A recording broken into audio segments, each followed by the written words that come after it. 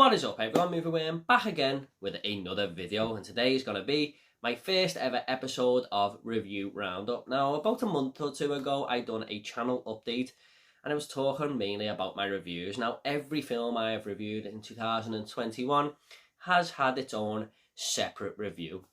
But I've got to be honest with myself, time constraints aren't really allowing me to do that too often. But I want to review every single movie I see in 2021. So these videos are going to contain about 3 or 4 movie reviews that are about 2 minutes long. Now, these are movies that weren't really too much on my radar or just got plonked on streaming services. Some of them are cinema releases, but just films that I wasn't really looking forward to too much and I went to see, and I just want to talk about them here. Now, this doesn't mean that they're bad movies or anything. They're just ones that I wasn't really anticipating or, looking forward to going to see that much. But I go and see them anyway because I try to watch as many movies as I can in 2021. So I hope you all enjoy this first episode. I have another one planned shortly. I've already watched 2 new movies on Netflix. So the next video should be in the next week or two, with 3 or 4 movies on there. But let's just get into it with the first film on this video, The Green Knight. Now, this tells the story of Sir Gawain on his daring quest to confront the Green Knight.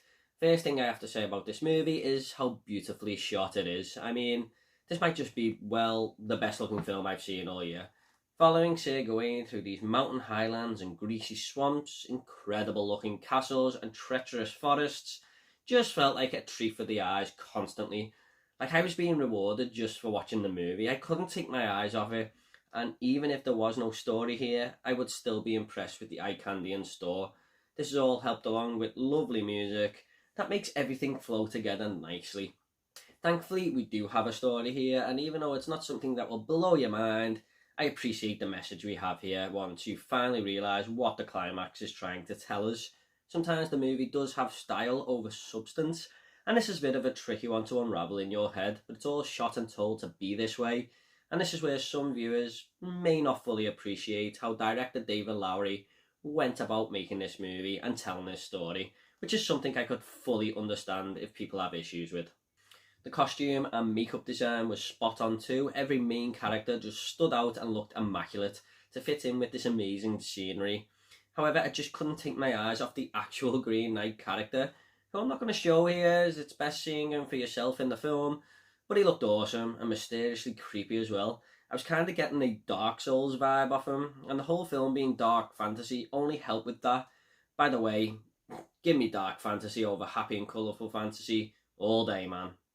And I'm not going to lie, I've seen more interesting movies this year and films that I had way more fun with, but I just feel like I will appreciate this a lot more on rewatch. I do appreciate it anyway, but there's something more there and it's kind of making me itch to go back. But I also wish I had just seen this on the big screen instead of it just being dumped on Amazon Prime. It still looked great in 4K though. But for now, I'm going to give The Green Knight a 7.5 out of 10. Next up, we have the movie Copshop. Now, Copshop was a movie that was kind of all over the place for me. This tells the story of Bob, played by Gerard Butler, trying to track down and assassinate Teddy, played by Frank Grillo, for reasons explained in the movie. In a police station of all places. Yes, he even gets himself arrested to continue the process. This all mostly takes place in one location, being the police station, and to be honest, it was a fun setting for some mayhem to take place. I just couldn't help but think that this movie felt like it was just trailing along this very dull story with me losing interest quickly, and it felt like you were watching one of those average movies that Gerard Butler has done quite a few times in career. Hang on, we are. The main protagonist as well was such a really strange character to try and get behind. I found her quite unlikable for large portions of this film. She does grow on you a bit as the runtime goes on, but man, she really can't land the Fucking word at all. She says it too many times too, but it never feels right and is so forced. She's okay with the dialogue, but when it comes to saying this word, it reminded me of an ECG machine that is very stable, but just kicks up a notch when she says this. It doesn't flow and it's so noticeable. I mean, here's an example. Now put that fucking gun down before I fucking blow your fucking brains out. I'm not fucking around. You fucking hear me? However, the third act introduces a new character who honestly damn near saves this film. Toby Huss plays the psychotic murdering lunatic named Alexander Lamb, and boy is this guy one crazy nut. The film goes from average to awesome in the blink of an eye, and he was honestly one of my favourite characters I have seen in any movie this year. I laughed, I was shocked, and I couldn't take my eyes off the guy.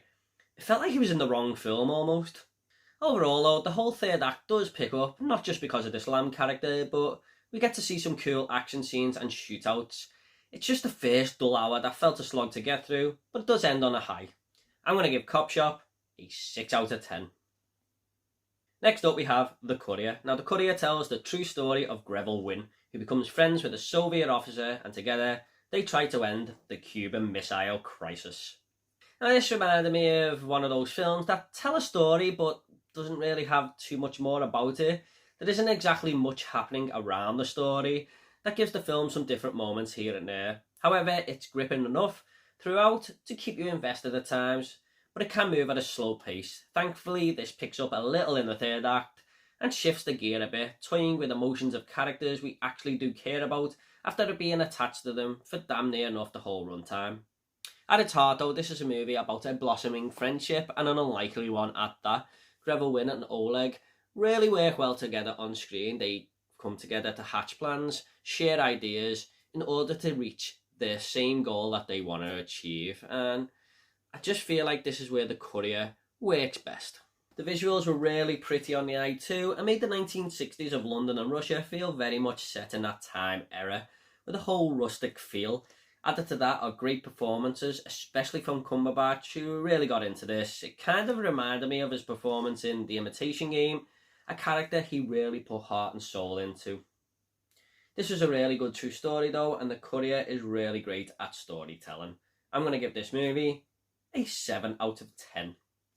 Next up we have the new Nicolas Cage movie, Pig. Now Pig was a movie I had heard a lot of things about because, you know, we always get movies late here in the UK, so I wanted to give it a shot. And this tells the story of Nicolas Cage, whose truffle pig is stolen, and he heads into town to try and retrieve it. Now this was a hard one to put my finger on because it was a very interesting watch, but I didn't quite grasp what it was trying to do as much as many other people did. I mean, there's some moments where I really couldn't take my eyes off the screen, most notably a dinner scene in the third act, and the actual story unravelling itself about Cage's past and what he used to do before he moved out into the sticks. It's a very slow moving story, but once it lets its hair down, a bit like Nicolas Cage has in this movie, it starts to come together. Like I said though, I didn't fully clench the movie when it came full circle, and I felt like it was missing a little something there. Cage is awesome in this film though, without actually doing much. He plays a very mysterious character who hardly talks but looks like he means business. It's all in the eyes with his performance here. I thought him and Alex Wolff worked really well on screen together as these polar opposites. I mean, sometimes these type of characters just make the best duos in movies, don't they? This is definitely a drama, not a revenge movie as the plot would suggest, but I always appreciate movies that try to bring something new to the table. I just don't think Pig quite landed what it was going for me personally, but it was still gripping in places, and I thought it was a decent enough film. I'm going to give Pig a 7 out of 10. Okay guys, that is it. 4 movies in this little review roundup. I hope you all enjoyed it. Please let me know what you think of this format. I'm not going to be doing this for every film, of course, just ones that, you know, pop up on Netflix here and there that I didn't really have my eye on or anything. Now I'm going to give you a sneak peek into the next episode. 2 of the films that I'm going to be covering are The Guilty, starring Jake Gyllenhaal, and There's Someone Inside Your House. More to say on that one when we get to it. But I'm also maybe going to include the new Muppets Haunted Mansion movie. I'm going to get to that very soon. And maybe The Last Duel that's coming to cinemas next week. So look out for that video. And we'll have 3 or 4 movies to talk about in the next one as well. But let me know what you all thought of this video. I hope you all enjoyed it. What do you think of these movies? Leave it down below. I'll reply to every single one of you, I promise. Take it all easy, guys. I'll see you all next video.